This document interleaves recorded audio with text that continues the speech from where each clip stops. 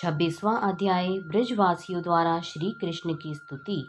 श्री सुखदेव जी बोले, हे परीक्षित, जब श्री श्याम सुंदर जी ने गोवर्धन पर्वत उठा लिया, उस समय सब गोपी ग्वाल आश्चर्यचकित हो परस्पर इस प्रकार कहने लगे कि जिस प्रकार हाथी कमल के फूल को उठाता है, उसी प्रकार नंद नंदन ने गोवर्धन पर्वत को उठा लिया। 7 वर्ष की अवस्था वाले श्री कृष्ण इतने भारी पर्वत को 7 दिन तक अपनी उंगली पर उठाए खड़े रहे। यह मनुष्य जैसा काम नहीं है। इन्होंने इंद्र के कोप से हमारे प्राण बचाए हैं। ऐसा सोचकर उपनंद आदि सभी ग्वाल बाल एकत्रित होकर नंद जी के पास जा पहुंचे। तदुपरांत जो उनमें बड़े बूढ़े थे, उन्होंने सर्वप्रथम नंद यशोदा तथा कृष्ण जी की अत्यंत प्रशंसा की। फिर इस प्रकार कहा, हे नंदराय, श्री नारायण जी की कृपा से श्याम सुंदर सदैव अमर बने रहे। ये विपत्ति के समय हम सब लोगों की रक्षा करते हैं, परंतु हे नंद जी, हम लोगों को यह तुम्हारे पुत्र मालूम नहीं होते, क्योंकि जब यह बहुत छोटे थे तब भी उन्होंने पूतना नामक राक्षसी को मार डाला था। इन्होंने 1 वर्ष की आयु में तृणाव्रत राक्षस को मारा था तथा यशोदा जी ने इन्हें उखल में बांधा। उस समय इन्होंने यमला अर्जुन नामक दोनों वृक्षों को उखाड़ दिया। वत्सासुर, बकासुर तथा अघासुर नामक राक्षसों को मारकर कालिय नाग को यमुना जी से बाहर निकाला। फिर प्रलंब तथा धेनुक राक्षसों को मारकर ब्रजवासियों को बचाया। इन्होंने गोवर्धन को कुकुरमुत्ते के समान अपनी उंगली पर उठाकर रख लिया तथा इंद्र का अभिमान नष्ट किया। ये सब बातें देखकर हमें यह विश्वास नहीं होता कि श्री कृष्ण तुम्हारे वीर्य से उत्पन्न हुए हैं। अतः तुम हमें यह सत्य सत्य बतलाओ कि यशोदा ने कैसे इन्हें उत्पन्न किया है। यदि तुम ठीक ठाक नहीं बतलाओगे तो हम तुम्हें जाति से बाहर कर देंगे। हे राजन, अपने जाति भाइयों के ऐसे वचन सुनकर नंद तथा यशोदा ने यह उत्तर दिया, हे भाइयों, श्री कृष्ण हमारा पुत्र है, परंतु जो हाल गर्गाचार्य जी ने बताया था, उसमें से एक बात हमने तुमसे छिपाई थी। श्री कृष्ण का नाम रखते समय गर्गाचार्य जी ने यह कहा था कि तुम इन्हें अपने द्वारा उत्पन्न किया हुआ मत समझना। ये परब्रह्म प्रभु हैं। तुम्हारे पूर्व जन्म के तप के कारण इन्होंने तुम्हारे घर में अवतार लिया है। ये प्रतिदिन तुम्हें अपनी लीलाएं दिखाएंगे। अतः अब जो बातें हमें अपनी आंखों से दिखती हैं, उन्हें देखकर हमें भी यह विश्वास होता है कि श्याम सुंदर वास्तव में श्री हरि के अवतार हैं। हे भाइयों, गर्गाचार्य जी ने यह भी कहा था कि एक बार इन्होंने वासुदेव जी के यहाँ जन्म लिया था, सो इनका नाम वासुदेव भी होगा।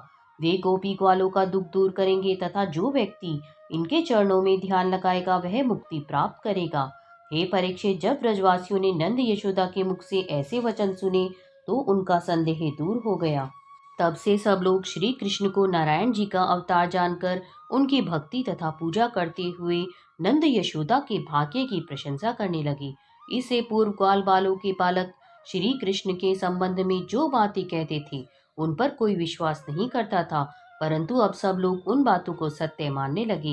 हे परीक्षित, जो मनुष्य श्री कृष्णचंद्र की लीला चरित्रों को भक्ति पूर्वक सुनते हैं, उन्हें निसंदेह वैकुंठ लोक की प्राप्ति होती है। 27वां अध्याय श्री कृष्ण का अभिषेक।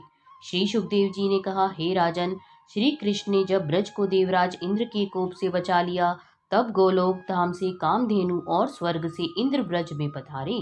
देवराज इंद्र श्री कृष्ण के पास पहुंच उनके चरणों पर गिर पड़े। फिर बड़ी दीनता से प्रार्थना करते हुए इस प्रकार स्तुति करने लगे, हे दीनबंधु पर ब्रह्म आदि निरंकार प्रभु, आप मेरी सहस्त्रों दंडवत स्वीकार कीजिए। हे स्वामी, मैंने अपनी मूर्खतावश आपकी परीक्षा लेनी चाही थी, सो मैंने अपनी करनी का फल प्राप्त किया। जिस प्रकार अज्ञानी बालक शीशे में अपने प्रतिबिंब को देखकर उसे पकड़ना चाहता है, वही हाल आपके भेद को न जानने वाले का होता है। जब ब्रह्मा, शिव आदि देवता भी आपके भेद को नहीं जान पाते, तब मैं आपके भेद को कैसे जान पाता। प्रभु, मैंने अहंकार में भरकर ब्रजवासियों के प्राण लेने के निमित्त महाप्रलय के पानी को बरसाया था, परंतु आपने मेरा वह गर्व नष्ट कर दिया। मैं अपने कर्तव्य पर बहुत लज्जित हूँ। हे नाथ, मैं अब अपना अपराध क्षमा कराने के लिए आपकी शरण में आया हूँ, सो आप मुझ अज्ञानी का अपराध क्षमा कर दें। आप सबके स्वामी तथा गुरु हैं। आप संपूर्ण सृष्टि के पिता हैं। आप ही सबकी उत्पत्ति तथा पालन करते हैं। ब्रह्मा एवं शिवादि देवता आपके ही द्वारा प्रदान की गई शक्ति से शक्तिवान हैं। आप पृथ्वी का भार उतारने के लिए तथा अपने भक्तों को सुख पहुंचाने के लिए अपनी इच्छा अनुसार अवतार धारण कर दुष्टों का संहार करते हैं। जब जब पृथ्वी पर पापियों तथा अधर्मियों का बोझ पड़ जाता है, तब तब आप सगुण अवतार ग्रहण करते हैं। आपकी कृपा प्राप्त करने के कारण ही मैं देवलोक का स्वामी हूँ। जब मैं भी आपके भेद को नहीं जानता, तब और किसी में क्या सामर्थ्य है जो आपको पहचान सके। हे दीन दयालु, मेरा अपराध बड़ा दंड देने योग्य है, परंतु आप ऐसे कृपालु हैं कि जो व्यक्ति आपकी शरण में आता है, आप उसे क्षमा कर देते हैं। मुझे तो इस अपराध ने भी जब तब का फल दिया है, जो मैं आपके श्री चरणों के दर्शन प्राप्त कर सका हूँ। हे नाथ, आप मेरे ऊपर दयालु हों। हे परीक्षित, जब श्री कृष्ण ने इस प्रकार स्तुति सुनी, तब उन्होंने दयालु होकर कहा, हे इंद्र, तू शरण में आया है, सो हमने तेरा अपराध क्षमा किया।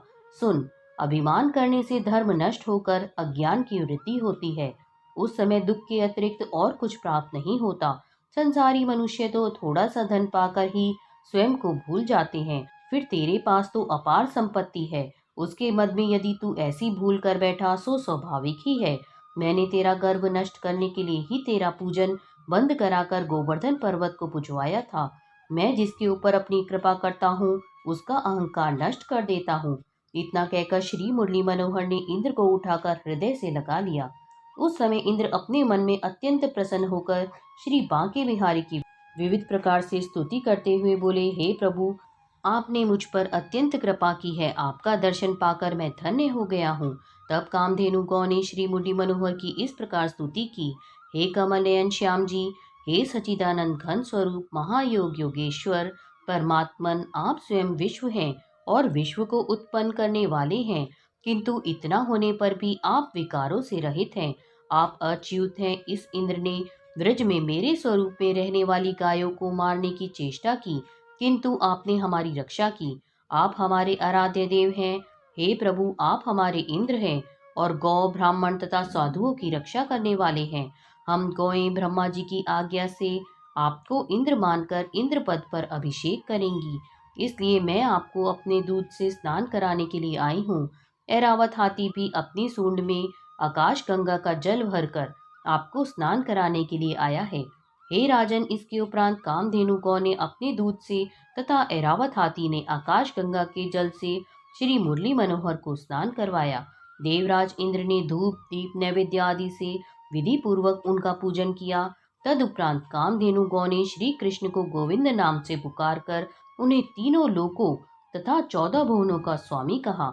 देवताओं ने पुष्प बरसाए। इस प्रकार पूजन करने के उपरांत जब इंद्र हाथ जोड़कर सामने खड़े हुए, उस समय श्री बांके बिहारी ने उससे यह कहा, हे इंद्र, भविष्य में तुम मेरी लीलाओं तथा कार्यों में कभी अपना दखल मत देना। अब तुम कामधेनु गौ के साथ अपने लोक को जाओ। यह सुनकर इंद्र श्री नटवर नागर को दंडवत कर देवलोक को चले गए। हे परीक्षित, श्री गोविंद जी के अभिषेक की कथा को जो सुनता है, उसे चारों पदार्थों की प्राप्ति होती है। 28वां अध्याय, श्री कृष्ण का वरुण लोक से नंद जी को लाना। श्री सुखदेव जी बोले, हे परीक्षित, कार्तिक शुक्ल दशमी को नंद राय जी ने संध्या वंदना करके एकादशी का व्रत रखा। दिन भर तो पूजन आदि में व्यतीत किया और रात्रि को जागरण किया। दूसरे दिन द्वादशी केवल एक घड़ी थी, अतः द्वादशी में पारण करना आवश्यक जानकर वे प्रहर रात शेष रहने पर उठ बैठे तथा अकेले ही यमुना स्नान करने को चल दिए। जिस समय वे यमुना जी में स्नान करने के लिए घुसे, उस समय जल की रक्षा करने वालों ने वरुण देवता के पास जाकर यह सूचना दी कि हे स्वामी, इस समय एक मनुष्य यमुना जल में स्नान कर रहा है। उस समय वरुण देवता ने उन्हें पकड़ लाने की आज्ञा दे दी। उस आज्ञा को पाकर वरुण देवता के सेवक नंद जी को नागपाश में बांधकर अपने स्वामी के पास ले चले। नंद जी के लापता होने पर सभी ब्रजवासी अति व्याकुल हुए और श्री कृष्ण तथा बलराम से बोले, अब आप ही उनका पता लगाकर उन्हें ला सकते हो। इतना कहकर सभी ब्रजवासी एवं यशोदा जी रोने पीटने लगे। यह देखकर श्री मुरली मनोहर ने यशोदा जी को धैर्य बंधाते हुए कहा, हे मैया, नंद बाबा को ढूंढ कर ले आता हूँ, तू चिंता मत कर। यह सुनकर यशोदा आदि को कुछ धैर्य हुआ। तब श्री कृष्ण ने अपनी अंतर्दृष्टि से यह जाना कि वरुण देवता उन्हें सम्मान पूर्वक बैठाए हुए मेरे आगमन की प्रतीक्षा कर रहे हैं। यह जानकर श्री कृष्ण वरुण लोक में जा पहुंचे। उस समय उनका मुख कमल सहस्त्रों सूर्य के समान प्रकाशित हो रहा था। जब वरुण देवता ने श्री कृष्ण को आते देखा तब वह आगे बढ़कर मार्ग में पीताम्बर बिछाता हुआ श्री श्याम सुंदर को सम्मान पूर्वक अपने घर में ले आया। फिर उनका विधिवत पूजन कर स्तुति करता हुआ इस प्रकार कहने लगा, हे प्रभु, आज मेरा जन्म सफल हुआ, जो आपने यहाँ पधार कर मेरा घर पवित्र किया तथा मुझे अपना दर्शन देकर कृतार्थ किया। हे दीनानाथ, इसी लाभ को प्राप्त करने के लिए मैंने नंद जी को अपने घर ठहराए रखा था, अन्यथा पल भर में मैं ही उन्हें उनके स्थान पर पहुंचा देता। हे स्वामी, मेरे सेवकों से यह अपराध अनजाने में हो गया है। यद्यपि उन्होंने दंड पाने योग्य अपराध किया है, परंतु मैंने इसलिए उनका गुण माना है कि इस अपराध के कारण मुझे आपके दर्शन प्राप्त करने का सौभाग्य मिल गया। अब आप मेरा दंडवत स्वीकार करें।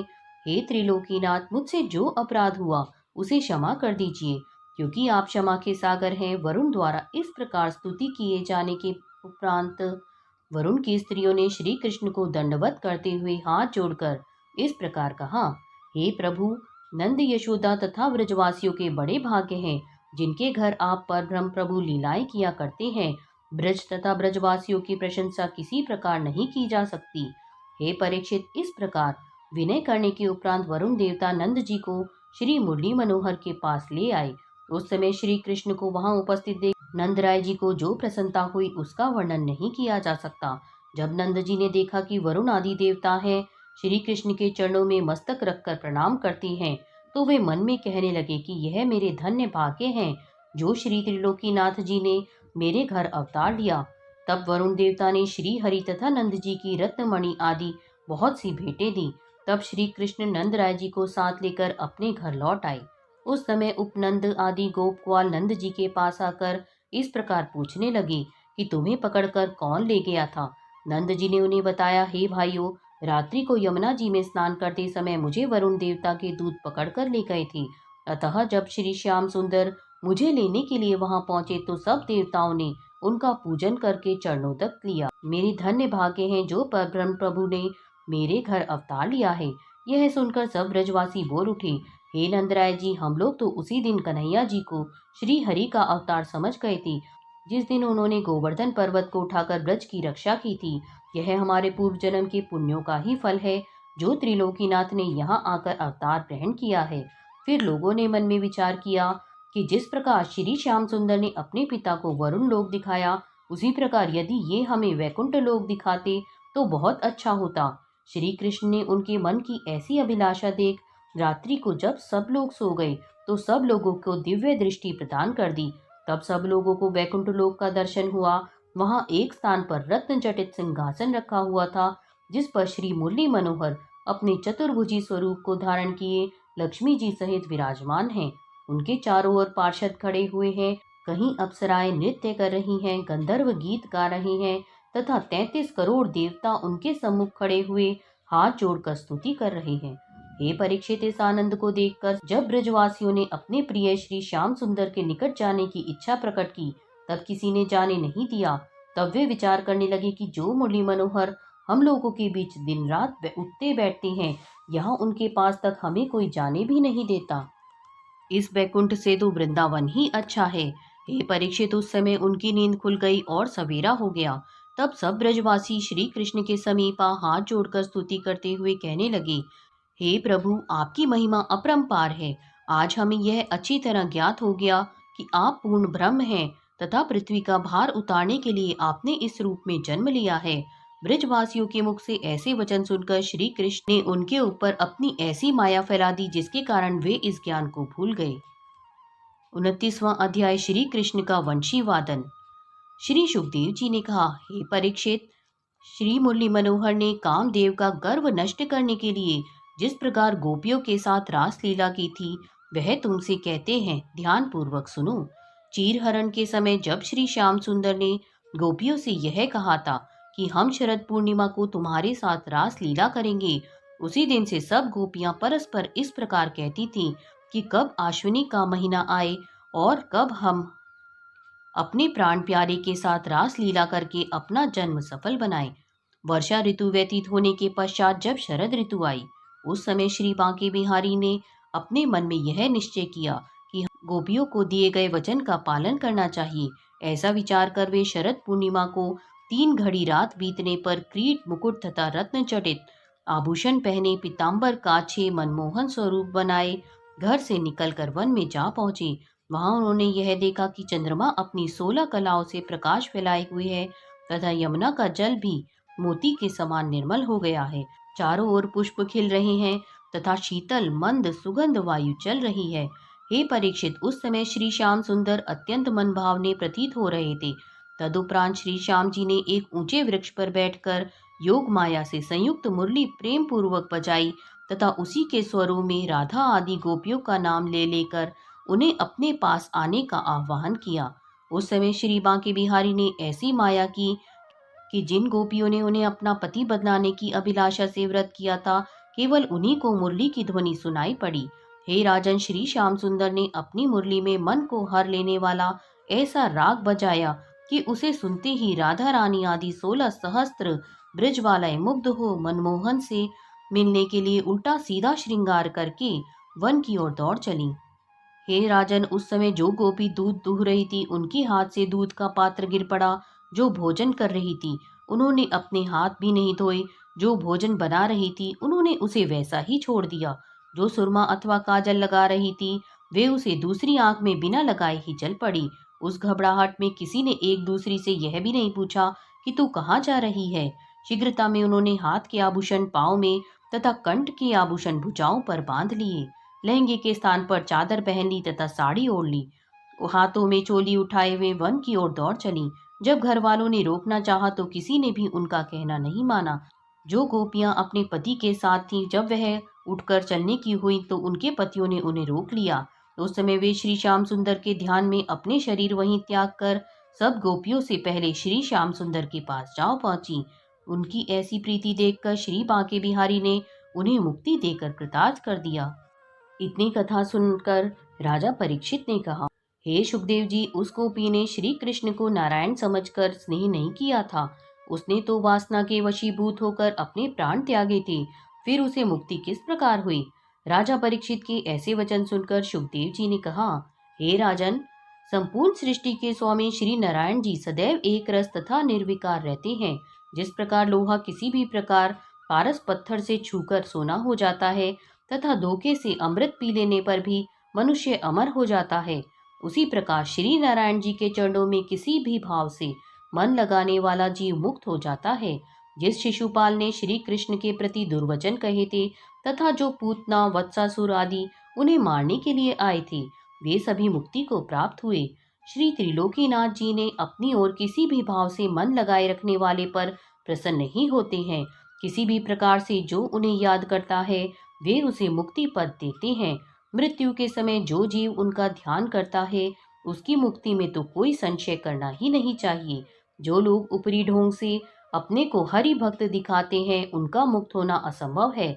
सच्चे हृदय से प्रीति करने वाला मनुष्य ही मुक्त होता है। हे राजन, राधा रानी आदि 16 सहस्त्र ब्रजबालाएं अत्यंत उमंग में भरकर श्री कृष्ण के पास जा पहुंची। उस समय श्री वृंदावन बिहारी ने उनकी कुशल क्षेम पूछकर इस प्रकार कहा, हे गोपियों, तुम्हारे आने से मुझे अत्यंत प्रसन्नता हुई है। अब तुम जो कहो मैं वही कार्य करूं, परंतु पहले यह बता दो कि इस आधी रात के समय तुम सभी युवती स्त्रियां अपने कुल परिवार की लाज छोड़ उल्टा सीधा श्रृंगार किए पागलों के समान यहाँ किस लिए आ पहुंची हो। यदि तुम केवल स्नेह के कारण ही मेरे पास आई हो, तो मैं भी अपने स्नेह करने वाले से प्रीति रखता हूँ। हे गोपियों, स्त्री के लिए अपने पति की आज्ञा का पालन करना तथा लोक लाज की मर्यादा रखना तपस्या करने के समान कहा गया है। वेद शास्त्रों में लिखा है कि अपना पति अंधा, कोढ़ी, कुरु, रोगी कैसा ही क्यों न हो, उसे ईश्वर के समान समझकर सेवा करनी चाहिए। जो स्त्रियां ऐसा करती हैं, वे संसार में इच्छित आनंद उठाकर अंत में मुक्ति पद प्राप्त करती हैं। उन्हीं को कुलवंती तथा पतिव्रता कहा जाता है। जो स्त्री अपनी पति की निंदा करती है तथा उसे दुर्वचन कहकर पर पुरुष से प्रीति करती है, उसकी लोक निंदा तो होती ही है, साथ ही मृत्यु के उपरांत उसे नरक की घोर यातनाएं सहनी पड़ती हैं। तुम्हारी भक्ति तथा प्रेम को देखकर मुझे जो प्रसन्नता थी, वह तुम्हारे यहाँ आने पर नहीं रही, क्योंकि तुम्हारे इस प्रकार चले आने से सभी ब्रजवासी मेरी तथा तुम्हारी निंदा करेंगे। अब तुम चांदनी रात्रि तथा यमुना तट की शोभा को देख चुकी हो, सो अपने अपने घर जाकर प्रेम पूर्वक अपने पति की सेवा करो, उसी से तुम्हें सुख प्राप्त होगा। हे परीक्षित, इस ज्ञानोपदेश को सुनकर सभी गोपियां ठंडी श्वासें लेकर अपने पांव के नख से पृथ्वी को कुरेदने लगी तथा ज्यों की तो चित्रवत खड़ी रह गईं। कुछ देर पूर्व तक उनके मुख पर जो प्रसन्नता विद्यमान थी, उसका कहीं चिन्ह भी नहीं रहा। तब उनमें जो ब्रजबालाएं चतुर थीं, इस प्रकार कहने लगी, हे कृष्ण, तुम बड़े ठग हो। पहले तो तुमने अपनी मुरली में हमारे नाम भर भर कर हमें पुकारा और अब तुम ऐसी बातें करते हो। हे प्राण प्यारे, इस समय तुम शास्त्रों की बातें कहकर हमारे प्राण क्यों लेना चाहते हो। हे मोहन, जिस प्रकार तुमने हमें इस रात्रि के समय यहाँ बुलाया है, उसी प्रकार अब हमारे मन की अभिलाषा भी पूर्ण कर दो। हम वेद शास्त्र की मर्यादा तथा कुल परिवार की लज्जा को तुम्हारे चरणों पर समर्पित कर चुकी हैं। तुम परम प्रभु हो, तुम्हारे चरणों का ध्यान ऋषि मुनि तथा देवता करते हैं। हम ऐसा धर्म नहीं सीखना चाहती जो तुम्हें छोड़कर संसारी माया मोह में लिपटाए। हमारा मन तुम्हारे प्रेम के रंग में रंगा हुआ है, अतः अब वह गृहस्थी में नहीं लग सकता। आपके चरणों को त्याग लौट जाना हमें स्वीकार नहीं है। हे प्रभु, हम तो मन वचन तथा कर्म से आपको ही अपना पति समझती हैं। आपकी मंद मधुर मुस्कान ने हमारे हृदय को मोहित कर लिया है। हे स्वामी, जिस प्राणी को आपके चरणों में प्रेम होता है, उसे लोक लाज कुल की कोई चिंता नहीं रहती। हे प्रभु, अब शरणागत की लाज तुम्हारे हाथ है। हमने अपने बड़ों से यह सुना था कि जो प्राणी तुमसे स्नेह करता है, तुम भी उसे प्रेम पूर्वक अपनाते हो, परंतु आज हमें यह बात मिथ्या प्रतीत हो रही है। प्रीति करने वाले परस्पर एक दूसरे के मन का हाल जान लेते हैं, परंतु इस समय आप हमारी प्रीति का हाल कुछ भी नहीं जान पा रहे हैं। वेद शास्त्रों के कथन अनुसार जब तक मनुष्य अपना मन संसारी मोह माया से दूर नहीं करता, तब तक वह आपको प्राप्त नहीं कर पाता। उसी के अनुसार हम सबकी प्रीति छोड़कर आपके पास आई हैं। यदि आप हमारे चाहने पर भी हमसे प्रीति नहीं रखते, तो आप हमें हमारा मन लौटा दीजिए जिसे आपने चुरा लिया है, या फिर आपको हमें अपनी दासी बनाना ही पड़ेगा। यदि आप हमें ठुकरा भी दें, तो हमारे हृदय के भीतर जो आप बस रहे हैं, वहां से निकलकर कहाँ जा सकेंगे। आपके जिन चरणों कमलों की धूलि को प्राप्त करने के लिए ब्रह्मा शिव आदि देवता ललायित रहते हैं, उन्हें हम किस प्रकार त्याग दें। हम सब आपके इस मनमोहन स्वरूप की चेरी हैं तथा अपना तन मन धन सर्वस्व इसी पर न्यौछावर करती हैं। भला तीनों लोकों में ऐसा कौन है जो आपकी इस छवि को देखकर तथा आपकी बांसुरी को सुनकर मुग्ध न हो जाए। हे ब्रजेंद्र, आपका नाम दीनानाथ है, तो हमसे अधिक दीन संसार में कोई नहीं है। आप हमारी मनोभिलाषा पूर्ण कीजिए, अन्यथा हम सब आपके विरह में इसी इच्छा से अपना प्राण त्याग देंगी कि सहस्रों वर्ष तक आपकी ही दासी बनकर जन्म लें। हे परीक्षित, जब श्री श्याम सुंदर जी ने गोपियों की ऐसी सच्ची प्रीति देखी, तब वे उन्हें अपने पास बिठाकर कहने लगे, हे गोपियों, यदि तुम्हारी ऐसी ही इच्छा है तो तुम मेरे साथ रास करो। यह वचन सुनते ही सब गोपियां इस प्रकार प्रसन्न हो गईं, जैसे उष्ण बालू पर तपती हुई मछली को किसी ने उठाकर शीतल जल में डाल दिया हो। तदुपरांत श्री बांके बिहारी ने योग माया को बुलाकर रास के लिए यमुना तट पर एक सुंदर स्थान बनाने की आज्ञा दी। यह सुनकर योग माया ने उसी समय एक रत्न जड़ित गोल चबूतरा बनाकर तैयार कर दिया तथा उस चबूतरे के चारों ओर केले के खंभे गाड़कर उन पर मोतियों तथा फूलों की झालरें लटका दी। जब चबूतरा तैयार हो गया, तब श्री श्याम सुंदर, राधा आदि सब ब्रजबालाओं के साथ वहां जा पहुंचे। चांदनी रात के कारण उस चबूतरे की शोभा 100 गुनी अधिक हो गई थी। श्री श्याम सुंदर की इच्छा से उस चबूतरे के पास ही वस्त्र आभूषणों का एक ढेर लग गया, जिन्हें सभी गोपियों ने इच्छा अनुसार धारण कर लिया। फिर वे सब 16 श्रृंगार करके श्याम जी के निकट आ नृत्य गायन करने लगी। उस समय श्री श्याम जी ने राधिका जी के साथ वास्तविक रूप में रहकर अन्य सब 2-2 गोपियों के बीच अपना एक एक रूप प्रकट कर दिया। उस समय श्री श्याम सुंदर की शोभा ऐसी लग रही थी जैसे स्वर्ण की माला के दानों में नीलमणि जड़ी हुई हो। जिस समय श्री मनमोहन ने ब्रजबालाओं के गले में हाथ डालकर उनका मुख चूमा तथा अपने कंठ से लगाते हुए वंशी में अनेक राग रागनियां भरी, उस समय उनके सबकी हृदय में धधक रही विरह की ज्वाला शांत हो गई। उस समय गोपियां उनकी अनुपम छवि पर मोहित हो होकर रह जाती थीं। श्री श्याम सुंदर कभी तो अपनी भौहें टेढ़ी कर उन्हें प्रसन्न करते थे और कभी उनके गीतों को सुनकर स्वयं आनंदित होते थे। कभी कोई गोपी उनकी मुरली को छीनकर स्वयं बजाने लगती, तो कभी कोई उसके स्वर में स्वर मिलाकर गा उठती थी। हे परीक्षित, उस समय के आनंद को देखकर देवता व्रजबालाओं के भाग्य की प्रशंसा करते हुए इस प्रकार कहते थे कि देखो, त्रिलोकीनाथ इन गोपियों के साथ कैसा रास लीला कर रहे हैं। इससे बढ़कर उनका धन्य भाग्य और क्या होगा। श्री बांके बिहारी की ऐसी कृपा देखकर सब गोपियों के मन में अभिमान हुआ कि हमारे समान सुंदर कोई अन्य स्त्री नहीं है। उनकी अभिमान को भंग करने के लिए मुरली मनोहर सब गोपियों को वहीं छोड़ एक गोपी को साथ ले अंतर्ध्यान हो गए। 30वां अध्याय, गोपियों द्वारा श्री कृष्ण की खोज। इतनी कथा सुनाकर सुखदेव जी बोले, हे परीक्षित, जब श्री श्याम सुंदर राधा रानी के साथ रास मंडल से अंतर्ध्यान हो गए, तब सब गोपियां अत्यंत व्याकुल होकर पागलों के समान वृक्षों तथा पशुओं से श्री मुरली मनोहर का पता पूछती हुई कहने लगी, हे मौज श्री कदम्ब आदि के वृक्षों, तुम यह बताओ कि क्या तुमने हमारे श्याम सुंदर को कहीं जाते देखा है। हे कचनार तथा चंपा के वृक्ष, तुमने कहीं नंद कुमार को देखा हो तो हमें बता दो। हे तुलसी, तुम श्री नटवर नागर की अत्यंत प्रिय हो, तुम्हें उनका पता अवश्य मालूम होगा। हे अशोक, तेरा नाम अशोक इसीलिए है कि तू पराये के शोक को दूर करता है, अतः तू हमारा भी शोक दूर कर दे। हम सब श्री श्याम सुंदर के विरह में डूब रही हैं। यदि तूने उन्हें देखा हो तो हमें बता दे। हे जूही, मालती तथा चमेली के पुष्प, क्या तुमने मनमोहन को जाते हुए देखा था। तुम्हें देखने से यह अनुभव होता है कि वे तुम्हारे ऊपर अपना हाथ फेरते गए हैं, इसीलिए तुम प्रसन्नता से फूल रहे हो। हे केतकी, तेरी सुगंध प्राप्त करने के लिए अनेक देश के भौरे आते हैं, सो तू उनसे श्याम सुंदर का पता पूछकर हमें बता दे। हे पृथ्वी, जिस समय हिरण्याक्ष दैत्य तुझे उठाकर पाताल में ले गया था, उस समय श्याम सुंदर वराह रूप धरकर तुझे अपने दांतों पर उठा लाए थे तथा राजा बलि से तेरा ही दान लिया था। तुझे उनका पता अवश्य मालूम होगा, सो तुम्हें हमें शीघ्र ही बता दे। हे परीक्षित, इस प्रकार सर्वत्र पूछते फिरने पर भी जब उनका कोई पता न मिला, तो सब गोपियां अत्यंत व्याकुल हो विलाप करने लगीं। उसी समय एक गोपी ने एक स्थान पर श्री कृष्ण जी का चरण चिन्ह देखकर सबको बताया। उसे देखकर सब गोपियां उस स्थान की धूलि उठाकर अपनी आंखों से लगाने तथा मस्तक पर रखने लगी। तदुपरांत उस पृथ्वी को चूमती हुई इस प्रकार बोली, उस चितचोर का यह तो पता लगा कि वह किस ओर गया।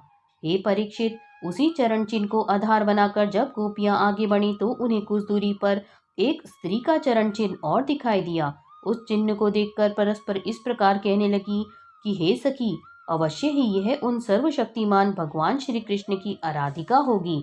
इस आराधिका ने पूर्व जन्म में शिव पार्वती का कोई बड़ा तप किया होगा, इसीलिए अब इस जन्म में उनके साथ अकेली रहकर खूब आनंद उठाती है। यह सुनकर एक दूसरी ने कहा, हे आली, श्री श्याम सुंदर का ध्यान धरने वाला प्राणी मुक्ति प्राप्त करता है, परंतु हमारी इस सखी की समानता वह भी नहीं कर सकता, क्योंकि वह श्री नंदलाल का मुख चूमकर अपना जीवन धन्य बनाती रहती है। इस प्रकार वार्तालाप करती हुई जब वे कुछ दूर और बढ़ी तो उन्होंने देखा कि ब्रजबाला के चरण चिन्ह लुप्त हो गए हैं। उस समय सबने परस्पर यह कहा, हे आली, ऐसा ज्ञात होता है कि इस स्थान से आगे श्री बांके बिहारी अपनी प्रियतमा को गोद में उठाकर ले गए हैं। कुछ दूर और आगे चलकर घास के कारण जब उन्हें कोई चरण चिन्ह दिखाई नहीं दिया तो वे अत्यंत व्याकुल हुई।